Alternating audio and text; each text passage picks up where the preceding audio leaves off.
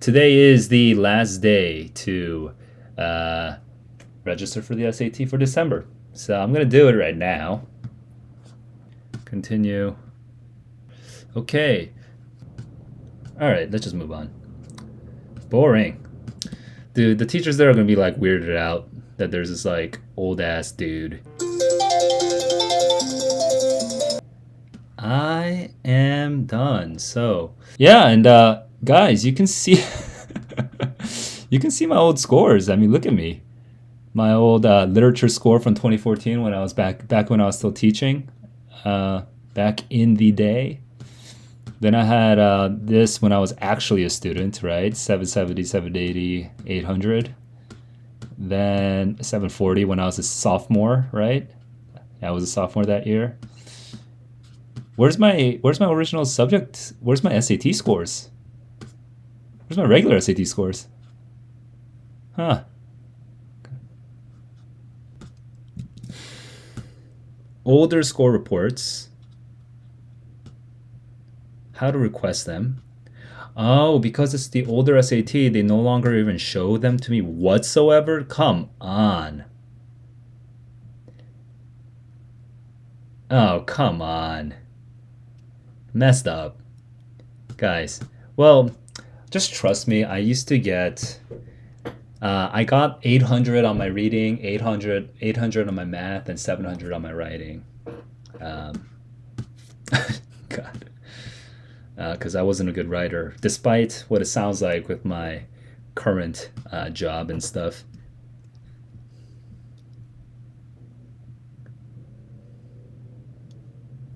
Man, $31 just to see my old scores. All right, well, I've registered, so cool.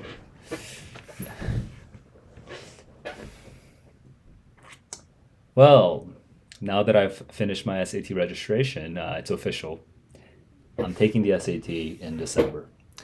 I used to be a teacher at a cram school or a hagwon in Korean in Seoul from 2011 to 2015. 2015.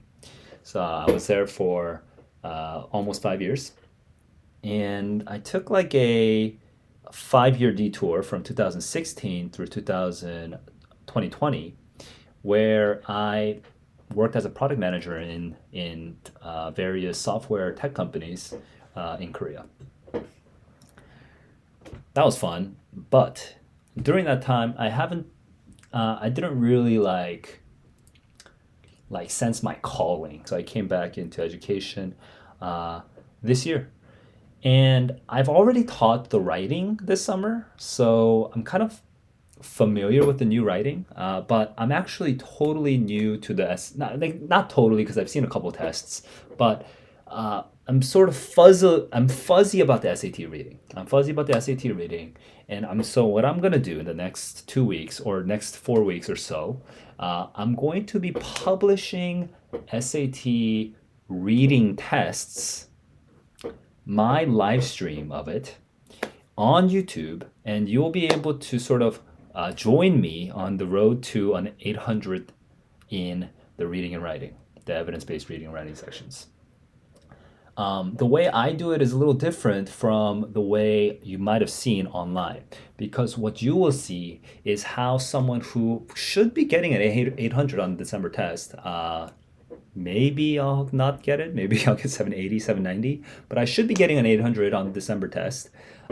You'll see what it's like to be under pressure and also under conditions of uncertainty.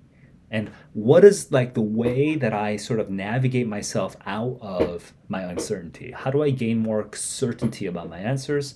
I will speak out loud, think out loud during the live stream so you can kind of see my thought process, and throughout that you'll be able to kind of learn by comparing, like, when I am uncertain, I would interpret it this way or interpret this that way, or I would kind of get lost and I would like not focus on the question, like the question stem or whatever. There's so many ways that you can mess up. You'll be able to see how that works. Yeah, so I'm excited. I'm gonna start by working on the SAT Q&A. QAS, I'll be trying to use the SAT QAS as much as possible, but I might have to start with a couple like non-SAT QAS first, just because I want to kind of keep it pristine. I want to keep the SAT QAS pristine. I don't want to like mess it up, because I'm just getting used to like doing this live streaming thing, which is totally new for me too. Okay, so yeah, I'll come up with the schedule soon. Hope to see you guys in my YouTube channel.